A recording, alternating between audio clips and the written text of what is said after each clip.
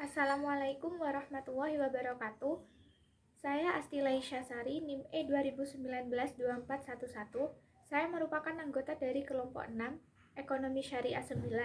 Kelompok 6 ini akan menjelaskan tentang tahap-tahap pertumbuhan ekonomi. Sebagai pemateri pertama, saya akan menjelaskan bagian awal dari materi tahap-tahap pertumbuhan ekonomi. Sebelum masuk pada materi pertama, perlu diketahui terlebih dahulu, apa sih pertumbuhan ekonomi itu? Pertumbuhan ekonomi merupakan peningkatan dalam kemampuan dari suatu perekonomian dalam memproduksi barang atau jasa. Dengan kata lain, pertumbuhan ekonomi lebih menunjuk pada perubahan yang bersifat kuantitatif dan biasanya diukur dengan menggunakan data produk domestik bruto atau pendapatan output per kapita. Pertumbuhan ekonomi ini memiliki banyak macam teori menurut para ahli. Dari sekian banyak teori-teori pertumbuhan ekonomi yang dikemukakan oleh para ahli ini, teori tahap pertumbuhan ekonomi yang dicetuskan oleh Rostow yang paling menuai banyak perhatian dan komentar. Proses pembangunan ekonomi menurut Rostow dapat dikelompokkan ke dalam 5 tahap dan masing-masing negara dapat dikelompokkan ke dalam salah satu dari 5 tahap pembangunan ekonomi tersebut. Seperti yang sudah dikemukakan dalam materi sebelumnya, kelima tahap pertumbuhan ekonomi tersebut yaitu tahap masyarakat tradisional, tahap prasyarat untuk lepas landas, tahap lepas landas, tahap gerakan ke arah dewasa, dan tahap masa konsumsi tinggi. Teori Rostow mengenai tahap-tahap pertumbuhan ekonomi memiliki lingkup yang lebih luas, berbeda dengan teori Kuznets dan Senery yang sudah kita ketahui. Analisisnya lebih bersifat umum jika dibandingkan dengan Kuznets dan Senery, di mana tidak secara terperinci menganalisis corak perubahan yang terjadi pada suatu sektor dalam pembangunan. Analisisnya mengarah pada faktor utama yang memicu pertumbuhan ekonomi dan ciri-ciri perubahan dalam setiap pembangunan dalam masyarakat. Hal tersebut berdasarkan keyakinan bahwa pertumbuhan ekonomi ini dapat terjadi akibat perubahan yang fundamental, bukan hanya dalam corak kegiatan ekonomi saja, namun juga kehidupan politik dan hubungan sosial yang terjadi dalam masyarakat. Teori Rostow beranggapan bahwa pembangunan ekonomi bukan hanya perubahan dalam struktur ekonomi saja, namun pembangunan ekonomi adalah proses yang menyebabkan perubahan orientasi organisasi ekonomi, politik, dan sosial yang pada mulanya mengarah ke dalam menjadi berorientasi keluar. Perubahan pandangan masyarakat mengenai jumlah anak dalam keluarga, yaitu dari menginginkan banyak anak menjadi membatasi jumlah keluarga. Perubahan dalam kegiatan penanaman modal masyarakat dari melakukan penanaman modal yang tidak produktif seperti membeli rumah, emas, dan sebagainya menjadi penanaman modal yang lebih produktif.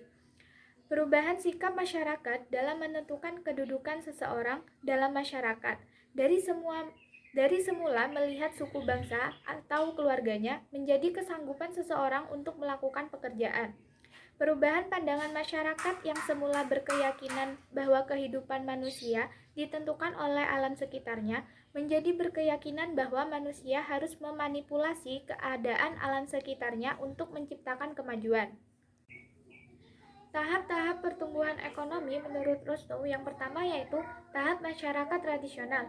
Nah, dalam tahap ini perekonomian masih belum berkembang dan suatu negara sedang mempersiapkan masyarakatnya untuk memulai pertumbuhan ekonomi yang lebih cepat.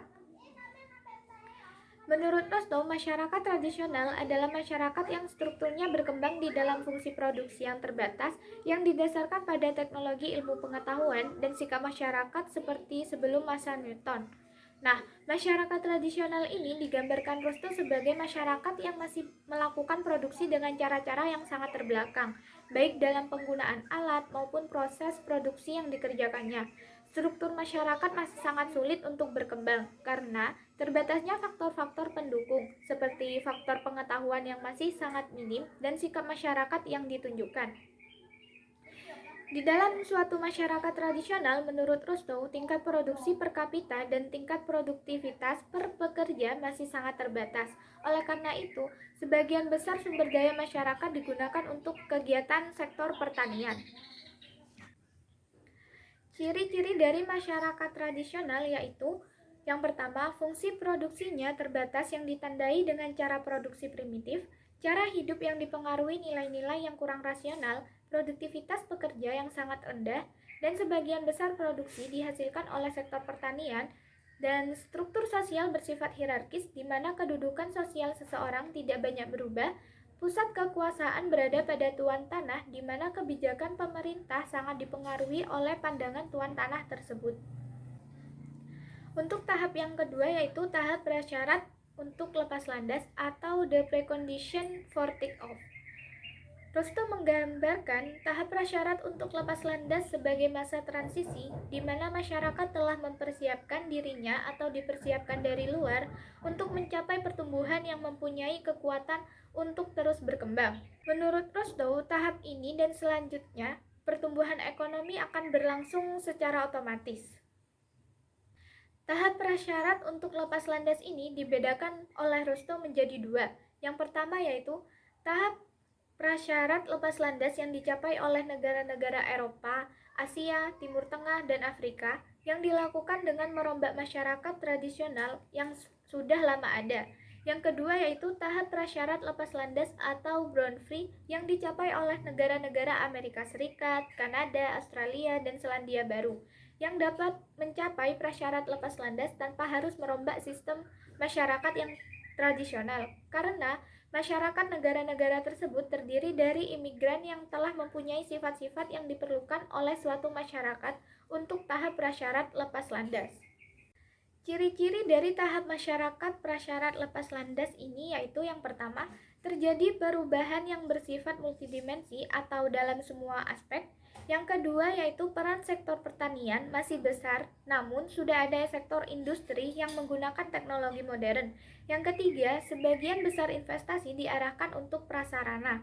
Yang keempat yaitu perubahan ciri kepemimpinan dengan lahirnya nasionalisme.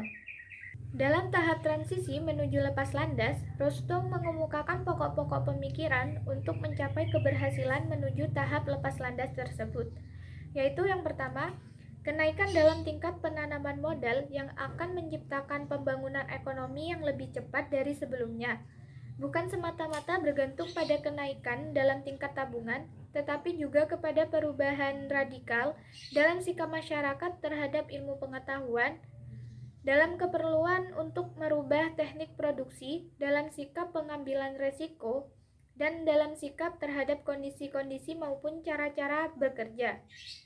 Yang kedua, kenaikan tingkat penanaman modal hanya mungkin tercipta apabila terjadi perubahan dalam struktur kegiatan ekonomi. Yang ketiga, untuk mencapai tahap lepas landas, kemajuan pertanian diperlukan dalam rangka menjamin persediaan bahan makanan bagi penduduk kota yang bertambah dengan cepat akibat industrialisasi. Kenaikan sektor pertanian akan memperluas pasar bagi sektor industri. Yang keempat yaitu dalam masa transisi mencapai tahap lepas landas dan dalam tahap lepas landas itu sendiri, bagian yang cukup besar dari penanaman modal adalah untuk membangun infrastruktur. Dalam hal ini, pemerintah memegang peranan penting dalam menjamin tercapainya tahap prasyarat untuk mencapai lepas landas.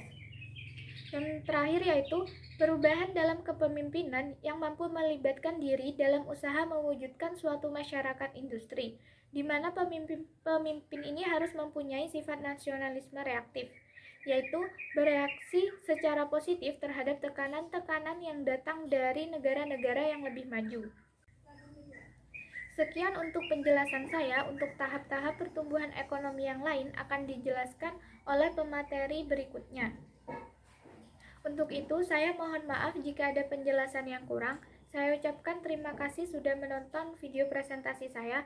Wassalamualaikum warahmatullahi wabarakatuh.